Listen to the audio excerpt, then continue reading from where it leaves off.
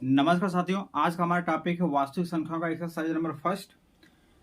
और यूक्लिड के विभाजन एल्गोरिथम का जो हमारा प्रमेय है वो उसको मैंने आप लोगों को बताया है, उसी पर हमको ये सवाल लगानी है। और जैसे पहला सवाल हमारा क्या दिया है कि निम्नलिखित संख्याओं का एचसीएफ ज्ञात करने के लिए यूक्लिड विभाजन एल्गोरिथम का प्रयोग करिए। ठीक है, प्रयोग करें। तो यहाँ पे मैंने आप लोग को एचसीएफ निकालने का तरीका ऑलरेडी बता दिया है। पहला गुणनखंड विधि, दूसरा भाग विधि। तो यहाँ पे यूक्लिड का प्रमेय यहाँ पे यूज करना है। तो यूक्लिड की जो थ्योरम थी हमारी क्या थी, ए बराबर बी और क्यू प्लस आर था। ठीक है, बस ना पे ए बराबर बी क्यू प्लस आर था, यानी हम बी का ए में भाग देते हैं। ठीक है, फर्स्ट स्टेप में। ठीक है, सेकंड स्टेप में आर का बी में भाग देते हैं, थर्ड स्टेप में ऐसे हम क्या बढ़ते चले जाते हैं। मैंने आप लोग को ऑलरेडी बताया है थ्योरम। तो इसमें क्या करते हैं, यह प्रक्रिया तब तक करते रहते हैं जब तक हमारा क्या यहाँ पे आ जो हमारा प्लस आर है जो शेष हमारा जीरो ना हो जाए। ठीक है, तब तक हम ये प्रक्रिया करते रहते हैं। तो इसको निकालने का तरीका मैं आप लोग को सिंपल सा एक कॉन्सेप्ट आप लोग को समझाऊंगा, ये इसी प्रोसेस में करते चले जाएंगे। ठीक है, तो यहाँ पे जो इसे जो भाग विधि मैंने आप लोग को ऑलरेडी बताया था, भाग विधि से इसको सेट करते हैं। ठीक है, भाग विधि से कैसे सेट करते हैं ताकि ज्यादा आसानी हो जाएगा। ठीक है, अब इसे भाग विधि में मैंने आप लोगों को क्या बताया था, भाग विधि में ये बताया था जो छोटी संख्या होती है उसका बड़ी संख्या में हम भाग देते हैं। ठीक है, तो छोटी संख्या हमारा क्या है, यहाँ पे इसे पहले सवाल की बात कर लेते हैं, 135 है और बड़ी हमारा 225 है। तो 225 में 135 का भाग देते हैं। ठीक है, तो अब देखिए यहाँ पे क्या है, तो 225 में क्या करेंगे, भाग दे देंगे भाई 135 है, क्योंकि इसको हमको नहीं लिखना है। ये जो हमारा प्रोसेस है नहीं लिखना है हमको, क्या लिखना है, ए प्लस बी, ए बराबर बी क्यू प्लस आर का फंक्शन ही लिखना है ना। यूक्लिड विभाजन यूज ही करना है, एग्जाम में आएगा तो यही यूज करेंगे। ठीक है, इसको साइड में कर लेना। ठीक है, देख लेना। अब देखिए यहाँ पे क्या 135 ना 270 हो जाएगा, यानी हम एक ही बार लेकर जाएंगे, यानी 100 हमारा कितना हो जाएगा, 35 हो जाएगा। यहाँ पे माइनस करेंगे 10 में से 5 में से 5 गया 0, यहाँ पे 2, 12 में से 3 गया कितना बचेगा, 9 बच जाएगा, कैंसिल कर देंगे। ठीक है, अब देखिए यहाँ पर जो हमारा पहला स्टेप है, पहला स्टेप में शेष हमारा जीरो नहीं हुआ भाई। ठीक है, यानी हम इसको लिख सकते हैं क्या, यानी ए बराबर, ए हमारा क्या है, ये हमारा यहाँ पे 225 होगा और बी हमारा 135 होगा। ठीक है, यानी यहाँ से कंडीशन क्या बनेगा, यहाँ से ए बराबर 225, बी बराबर 135 और क्यू बराबर 1 और आर बराबर 90।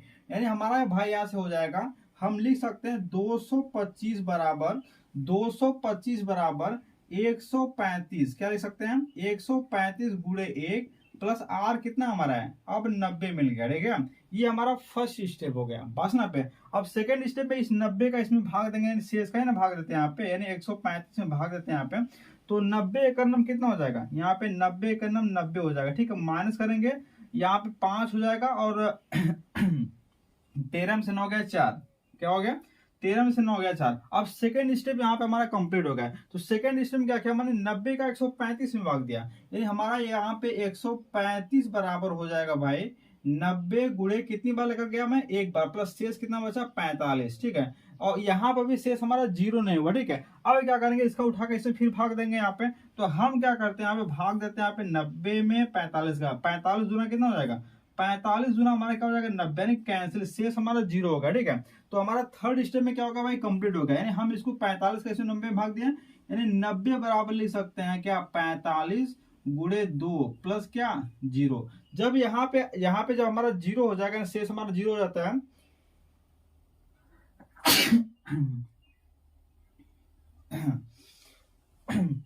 तो उस अवस्था में हमारा जो लास्ट फंक्शन हमारा बचता है वही हमारा क्या होता है, एचसीएफ हमारा वही निकल के सामने आता है। तो यहाँ पे 45 हमारा एचसीएफ हो जाएगा, नहीं लिख सकते हमारा जो यहाँ पे 45 है, यहाँ पे लिख सकेंगे एचसीएफ, एचसीएफ किसका, 225 कामा 135 इक्वल टू 45। ठीक है, यानी 45 इसका एचसीएफ बनकर के सामने आ गया। तो इसको नोट कर लीजिए आप लोग। अब सवाल नंबर सेकंड की बात करते हैं यहाँ पे। सवाल नंबर सेकंड में हमारा ए होगा कितना, 3 8 2 2 0। ठीक है, और ए बी हमारा क्या हो जाएगा, 196। तो हम इसमें इसको भाग देंगे बड़ी संख्या में, तो 3 8 2 2 0 में क्या करेंगे, भाग दे देंगे भाई 196 का भाग देंगे। ठीक है, तो 196 का भाग दे देंगे, 6 दूना 12 हो जाएगा, 9 दूना 18, 19 हो जाएगा, नहीं एक ही बार लेकर जाएंगे। तो यहाँ पे क्या हो जाएगा, 1 9 6 माइनस करेंगे यहाँ पे, और 12 में से 6 गया 6, यहाँ पे 8 7 हो जाएगा, 17 में से 9 गया 9 और 17। ठीक है, यहाँ पे हमारा हो जाएगा 2 में से 1 गया 1। अब यहाँ पे क्या 2 ले लेंगे। अब देखें तो यहाँ पे क्या करते हैं 100 9 पर लेके जाते हैं, 9 छंग 54 के 4 हो जाएगा, 9 9 81 81 4 85 हो जाएगा। ठीक है, 81 5 86 हो जाएगा। 9 1 9 और 8 17।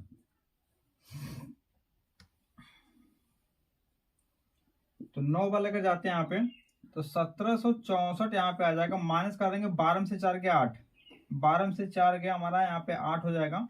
और यहाँ पे हमारा हो जाएगा भाई यहाँ पे 6 यानी 5 होगा, 15 में से 9 गया। ठीक है,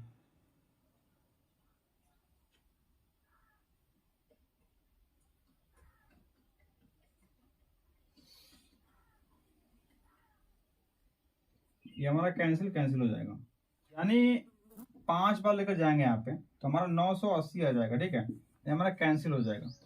तो यानी ये मैटर हमारा यहीं पे कंप्लीट हो जाता है। ठीक है, यानी हम इसको लिख सकते हैं क्या, इसको लिख सकते हैं भाई कि यहाँ पे हमारा मैटर फर्स्ट स्टेप में कंप्लीट हो जाता है। यहाँ पे लिख सकते हैं कि भाई 3 8 2 2 0 बराबर 1 9 6 गुणे 1 9 5 प्लस 0।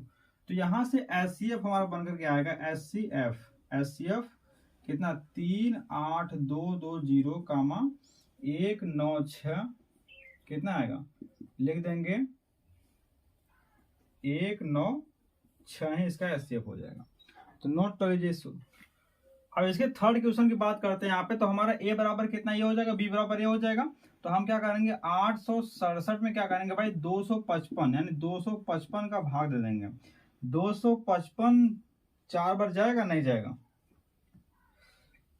3 बार लेकर जाते हैं, 3 पचे कितना हो जाएगा 15, 3 पचे 15 1 16 के 6 हो जाएगा, 3 दूना 6 6 1 7 हो जाएगा।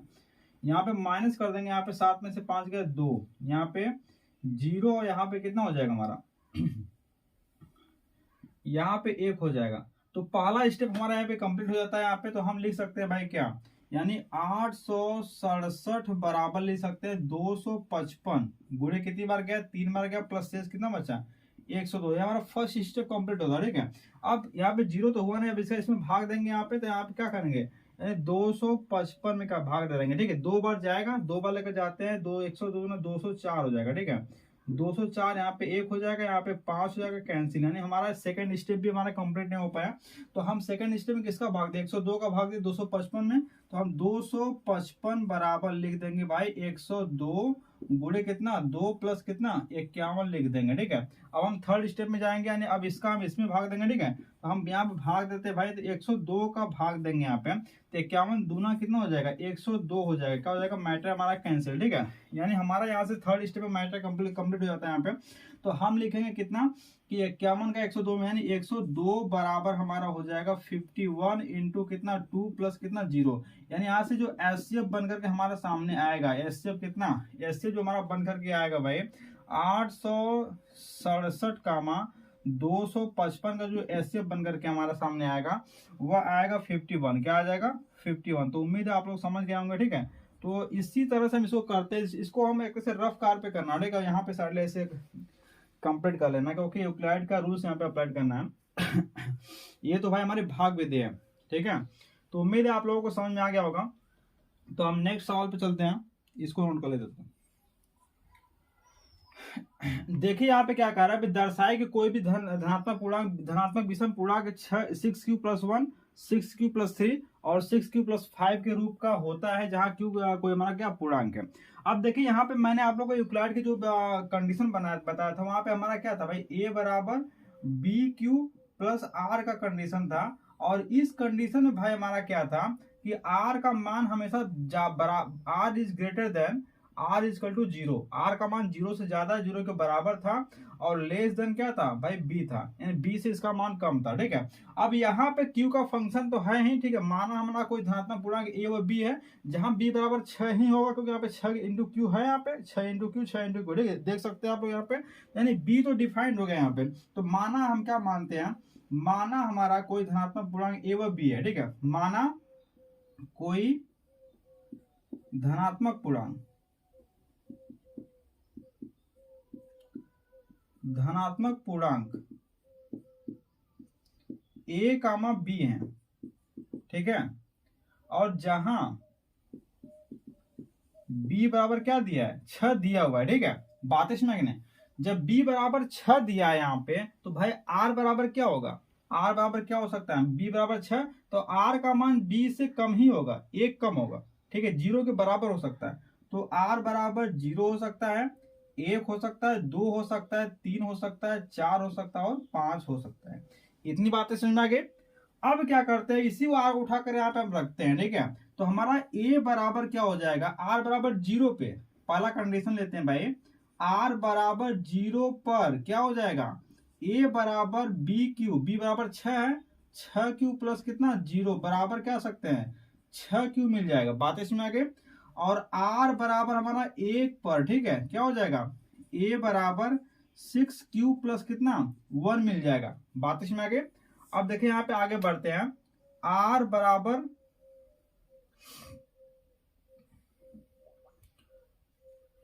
r बराबर 2 पर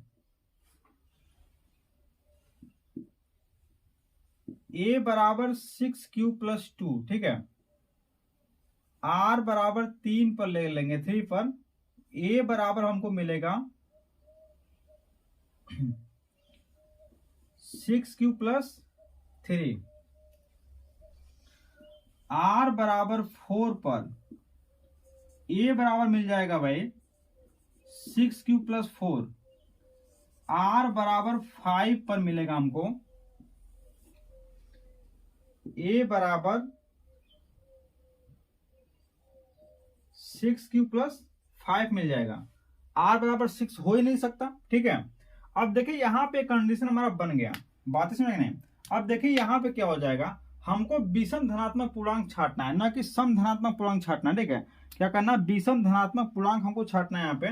तो हम क्या देखेंगे भाई, यहाँ पे इसको हम क्रम में व्यवस्थित करेंगे, क्या करेंगे 6 क्यू, क्या करेंगे, ये 6 क्यू हो जाएगा, कामा 6 क्यू प्लस 1, 6 क्यू प्लस 1 हो जाएगा।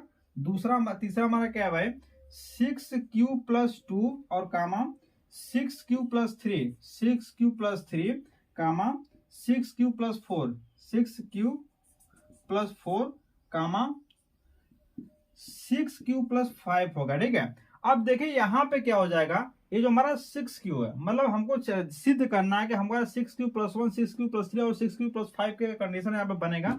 लेकिन यहाँ पे 6 क्यू जो है यहाँ पे, ये हमारा क्या होगा, और 6 क्यू प्लस 2 जो है यहाँ पे, और 6 क्यू प्लस 4 क्या होगा यहाँ पे, ये हमारे समधन पूर्णांक होंगे। क्या होंगे, समधन पूर्णांक होंगे। क्यों होंगे, क्योंकि यार 2 से डिवाइड हो जाएगा, ठीक है। देखिए 2 का भाग तक इसमें चला जाएगा, इसमें जाएगा नहीं जाएगा, इसमें 2 का भाग चला जाएगा, ठीक है, 2 का भाग काटेंगे कट जाएगा, ठीक है।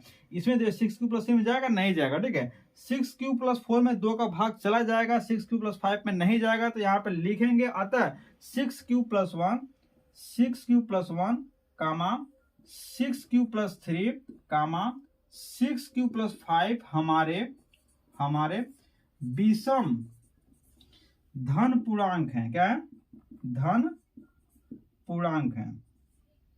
बातें समझ नहीं, ध्यान देना आप पे, तो इसको नोट कर लेना। अब हम क्वेश्चन नंबर 3 की बात करते हैं। क्वेश्चन नंबर 3 में यहाँ पे लिखने वाला ना, क्योंकि आप काफी थ्योरेटिकल चीज है यहाँ पे ध्यान देना पे, किसी परेड में 616 सदस्यों वाली एक सेना आर्मी की टुकड़ी को 32 सदस्यों वाले एक आर्मी बैंड के पीछे मार्च कराना है, ठीक है। दोनों समूहों को समान संख्या वाले स्तंभों में मार्च कराना है, तो उन स्तंभों की अधिकतम संख्या क्या है जिसमें वे मार्च कर सकते हैं। इसका यूक्लिड विभाजन एंगुलर से क्या करिए, इसका मतलब कि ऐसे निकाल दीजिए, यहाँ पे 616 और 32 है, ठीक है। तो a बराबर कितना, a बराबर भाई 616 और b बराबर हमारा कितना भाई 32 है, ठीक है। क्या है, 32 है। यहाँ पे ध्यान देना आप पे। तो आप देखिए 616 में क्या करेंगे, 32 का हम क्या करेंगे, भाग ले देंगे, ठीक है। 32 दूना 64 ज्यादा होगा, एक बार लगे जाएंगे, 32 ही होगा हमारा। यहाँ पे 9, यहाँ पे हो जाएगा 2 बच जाएगा, ठीक है। 6 बार लगे जाएंगे, तो 3 9 27, 9 दूना 18 हो जाएगा, 9 दूना 18, 9 3 27, 28, 9 बार लेकर जाएंगे, 9 दूना 18 के 8 हो जाएगा, 9 3 27, 27 से कितना हो जाएगा भाई यहाँ पे 28 हो जाएगा। तो माइनस करेंगे यहाँ पे 6 में से 8, यहाँ 8 ही बचेगा। 8 दूना 16, यहाँ पे बच जाएगा 0, कैंसिल।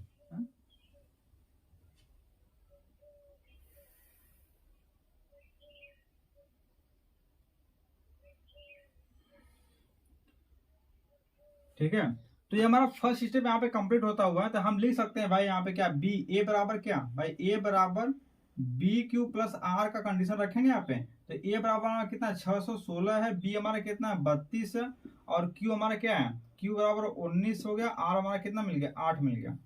अब यहाँ पे सेकंड कंडीशन स्टार्ट करेंगे, यानी इसका हम इसमें भाग दे देंगे यहाँ पे। तो भाग देंगे यहाँ पे 32 में, तो 8 चौका 32 क्या हो जाएगा, 8 चौका 32 हो जाएगा, मैटर कैंसिल हो जाएगा। तो सेकंड स्टेप हमारा क्या हो जाएगा, यानी 32 बराबर हो जाएगा हमारा, 32 बराबर हो जाएगा यहाँ पे 8 गुणे 4 प्लस 0, ठीक है। यानी लिख देंगे एस सी एफ कितना 616 comma 32 equal to S C F कितना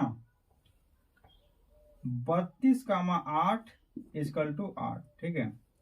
तो इसको नोट कर लीजिए आप। और की बात करते हैं भाई, यहाँ पे किसी यूक्लिड विभाजन प्रमेय का प्रयोग करके दर्शाई कि किसी धनात्मक पूर्णांक का वर्ग किसी पूर्णांक यम के लिए 3m प्लस 1 के रूप का होता है, ठीक है। अब देखिए 3m प्लस 1 का रूप का होता है यहाँ पे। तो यहां से माना कोई धनात्मक पूर्णांक ए और बी है, लिखेंगे क्या, माना कोई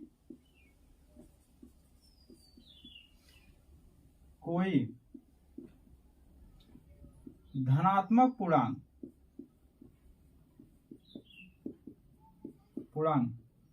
ए कामा बी है, ठीक है। तब बी बराबर क्या मिलेगा, 3 मिल जाएगा यहाँ पे इस कंडीशन से, ठीक है। तो यहां पे देखे क्या हो जाएगा, यानी ए बराबर बी क्यू प्लस आर से, ठीक है। ए बराबर बी क्यू प्लस आर से, यहां से आर बराबर क्या होता है, R is greater than R equal to 0 less than B, ठीक है। तो यहां से आर बराबर क्या निकलेगा हमारा, 0 निकलेगा, 1 निकलेगा और 2 निकल जाएगा, ठीक है।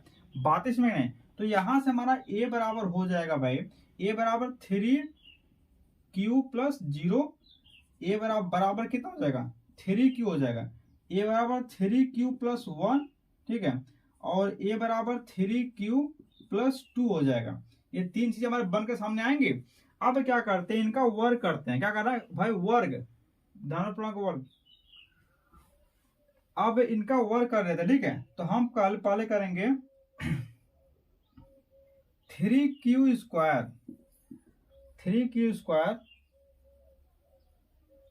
बराबर कितना हो जाएगा,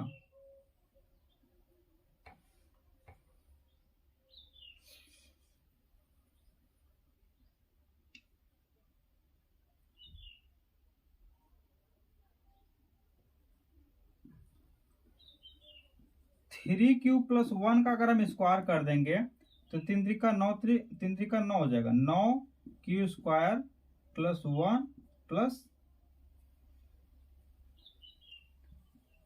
6q प्लस 1, ठीक है। अब यहां पे क्या करते हैं,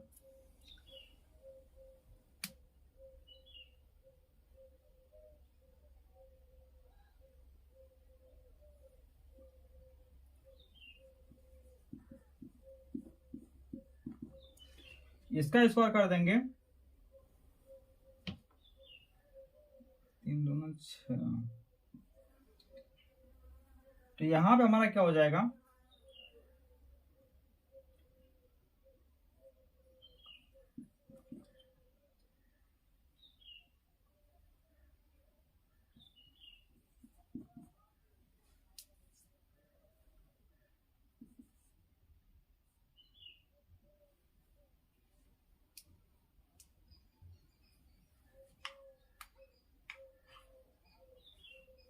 ठीक है।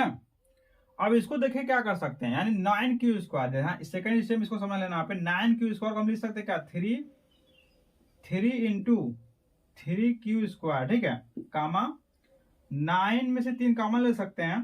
तो 3q स्क्वायर प्लस 3 दूना कितना 6, 2q, ठीक है, प्लस हमारा 1 कामा, यहां से कामा ले लेंगे 3q कामा ले लेंगे, तो 3q यहाँ पे इसको 3 और 1 में तोड़ देते हैं यहाँ पे, तो 3q 3 कॉमन लेंगे तो यहाँ पे क्या बचेगा भाई 3q स्क्वायर प्लस 3 चौका 12q प्लस 1 प्लस कितना 1 तोड़ सकते हैं, ठीक है।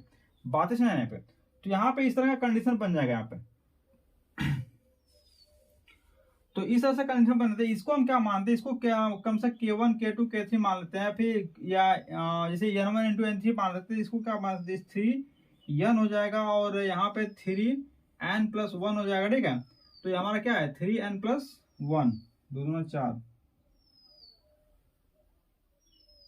तो 3n प्लस 1 का हमारा कंडीशन बन रहा है, ठीक है।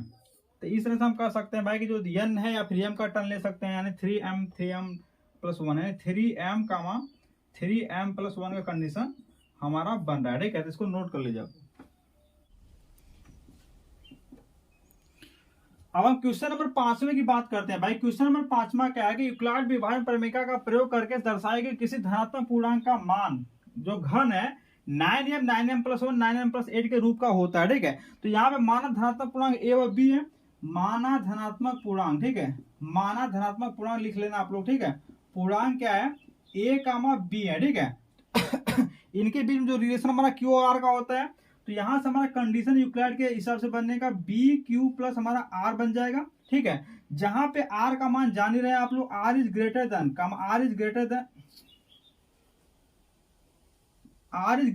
r equal to 0 less than b, ठीक है। बातें यहाँ पे 3 पूर्णांक हमको लेना है, तो हम यहाँ b बराबर 3 ले लेते हैं।